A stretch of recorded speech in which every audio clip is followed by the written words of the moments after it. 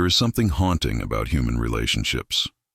You say you want peace, yet you walk toward chaos. You say you want love, yet you chase after those who cannot give it. You say you want stability, yet you open your heart to those who tremble at the thought of staying. It feels like a curse, doesn't it? A loop, a silent repetition, a pattern you recognize but cannot escape. Tonight, Osho helps us understand the truth behind this mystery, the reason why you attract what hurts you again and again, as if your soul were magnetized by the very things that break you. Before we begin, breathe softly. If this reflection resonates with your inner world, consider subscribing gently. These journeys are not meant to entertain you. They are meant to awaken you. Now, let's enter the truth. Osho says, life is a mirror. It reflects your unconscious, not your desires. This is the first shock. You attract not from your spoken wishes, but from your hidden wounds. Not from who you believe you are, but from the parts of you you never healed. You can scream, "I want peace," and still chase someone who thrives in emotional storms. You can whisper, "I want someone who stays," and still run after those who always disappear. Because the unconscious is louder than any intention you speak. Your relationships reveal your inner world, not your ideal world. A truth many avoid. You are not drawn to what is healthy. You are drawn to what is known. If chaos was familiar in childhood, chaos feels like home. If love was inconsistent growing up, inconsistency feels exciting. If affection came mixed with fear, fear feels like intimacy. The body remembers what the heart forgot. Pain becomes comforting because it feels like something you've lived before. We don't seek love. We seek familiarity. And familiarity is not always kind. Osho teaches, unless you become conscious, your childhood lives your life. This is the deepest wound.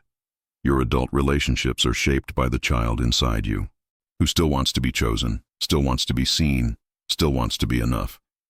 So you unconsciously choose people who trigger the same wounds you experienced early in life, hoping this time the story will end differently. But it doesn't. It repeats. Not because you deserve suffering, but because your inner child is still waiting for the love it never received. This truth is almost painful to say aloud. Your self-worth is the filter that determines the love you accept.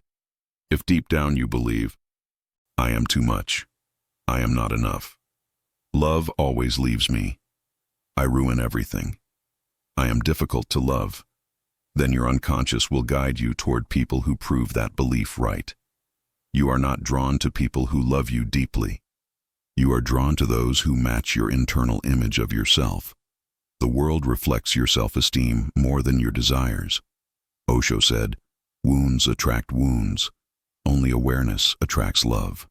This is the heart of it. Every person who enters your life is either a mirror, a teacher, a lesson, or a wound in disguise.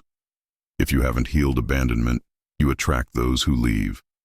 If you haven't healed betrayal, you attract those who break trust. If you haven't healed emotional neglect, you attract those who remain emotionally distant. These people aren't punishments. They are invitations to see what still hurts inside you. Until healed, the pain repeats itself. Osho explains the shadow, the hidden self you don't want to face. Inside, you lives, your anger, your fear, your insecurity, your jealousy, your wounds, your suppressed emotions. Unconsciously, you attract people who bring these shadows to the surface. Not because life is cruel, but because healing requires seeing. The shadow must be exposed to be released. So the person who hurts you is often the person who reveals you. They show you the parts of yourself you have avoided for too long. Another paradox. Some people are terrified of real love because real love requires vulnerability. So the unconscious says, choose someone unavailable, choose someone broken, choose someone distant. Why? Because it protects you from the risk of actually being loved. Pain feels safer than intimacy for a heart that has been hurt too deeply.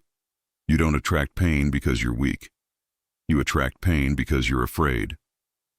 Osho teaches, life repeats itself until you become aware. You don't attract the same type of person by accident. You attract them because the lesson was not learned. The pattern persists until consciousness appears. You keep encountering the emotionally unavailable, the dismissive, the demanding, the manipulative, the neglectful, the unstable, the avoidant. Not because this is your destiny, but because this is your curriculum. Every heartbreak pushes you closer to awakening. Pain is not random, it is directional. It points toward what needs to be understood. Here is the liberation. When you become aware of the pattern dissolves. Awareness breaks the cycle. You stop choosing chaos because chaos no longer feels like home. You stop chasing the unavailable because you see the wound behind the impulse. You stop confusing intensity with love because you recognize the addiction to longing. You stop accepting crumbs because your self-worth finally rises. Osho said, the moment you see your chains, they break. Healing is not forcing yourself to move on. Healing is seeing why you stayed. And once you see it, you never choose the same again. If this message revealed something hidden in your heart, let this space be your companion. Subscribe softly. Your healing begins with awareness.